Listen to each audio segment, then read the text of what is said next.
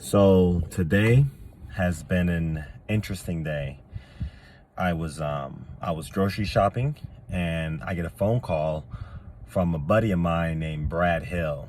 And fun thing about this call is that usually when Brad calls me, we do a lot of business together. We both do motivation and we both do coaching, and he's always talking about the next big thing, the next big impact, the leadership summit. He just always has great ideas. And so I'm expecting, but we about to talk about some business. We about to talk about how to change lives and impact people. And he actually called me just to say, hey, man, I just wanted to call you and just hold space for you for everything that's going on with the racism and the calamity and the hatred. And what's it like for you right now, man? Just talk to me.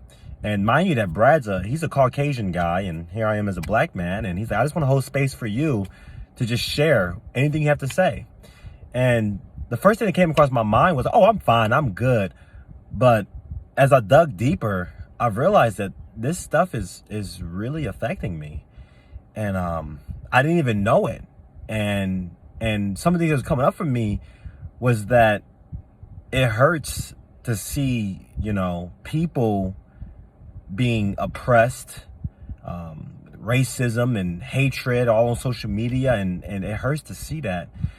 But as I dig deeper, I think it also hurts to see that there's a group of people that are hurting so bad that they think it's okay to do acts of violence against a class of people. Or even going back to slavery days, where they actually think it's okay to enslave another human being.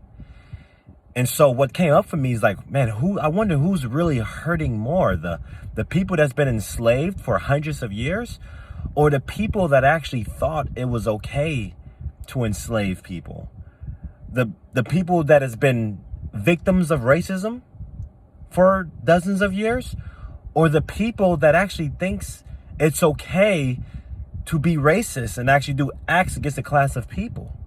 And so I think what's really hitting at my heart is kind of the big picture amongst all of this, is that, don't get me wrong, I'm all for, empowering people, empowering ourselves.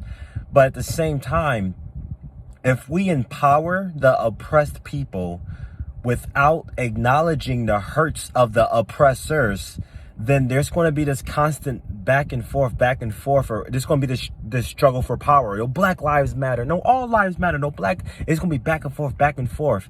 And I'm kind of seeing a little bit of separation going on. And I don't think, at least in any time in history where separation really works, our only shot, in my opinion, is unity. It's unity. And I'll come out and just say this right now, it's the police officer that's beaten people and hurt people. Don't get me wrong. From my experience, most police officers are great people. I mean, every time I've gotten pulled over, it was always a friendly, I did this. Yeah, I was going 70 in a 50. I know it's been very routine. But at the same time, those few people that happen to be police officers that do hurt others, I think about how much are they hurting inside, because we know hurt people hurt people. So there's a lot of attention on the people they hurt, which rightly so.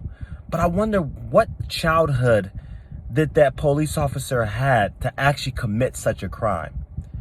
Because I've looked at some of the protests, and there's even some police officers that's in the protest with the people saying this is not right. So I don't think we should look at just the class of people or the uniform, but I'm talking about the individuals that actually commit to that act, and really be observant of what's happening for them. And then, of course, the people that's been oppressed and people that's being hurt, we're going to lash out. The anger, it's just cause and effect. It's going to lash back. But at the same time, though, I'm seeing some of these things online, and sometimes that I get you lashed out in protest, but now they're robbing stores and they're destroying innocent, businesses, and And it's just not, I don't experience it as working in terms of creating peace. You know, like making a stand, you know, and being strong. And I get that. That's valid. Speak your voice. But you don't have to hurt people along the way, because the name of the game is to move towards unity consciousness and not separation. So for me, my mindset is always going towards kind of like when Jesus was walking amongst the earth. He always said, you know, is forgive your trespassers and those forgive that you trespassed upon, and at least something like that. But at the same time, it's just there's something broken about this that's happening right now, and I don't have all of the answers. But at the same time, I'm going to support. But at the same time, I'm in a space of just observing of what's really going on. Racism is a symptom of some deeper pain within us. You know, within the people, there's symptoms. There's anger and hate is a symptom of something deeper. You know, anybody that commits a crime, it's a symptom of something deeper within them.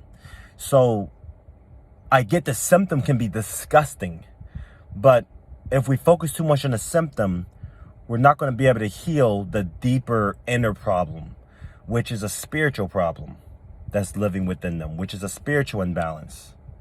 So let's not, you know, focus so much on a symptom. Acknowledge it. It's a big deal. But at the same time, what's causing that symptom to keep recurring? And until we get to that root, until we get to that source, we're just going to be in this constant battle, this struggle, this constant back, forth, which we've been doing for thousands of years now.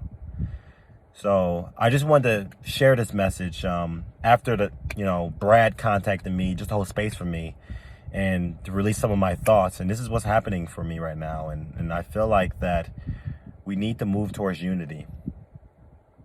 We need to move towards unity if we're looking to create peace.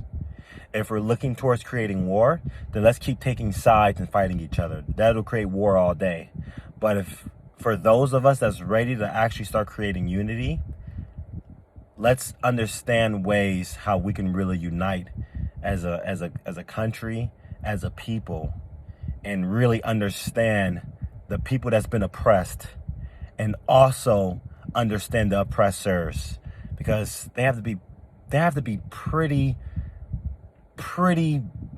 I don't want to say messed up, but there's something serious going on within them if they think it's okay to hurt others. So I just wanted to share this message. It's getting kind of hot in my car, so I'm gonna get out of here. But at the same time, I love all you guys.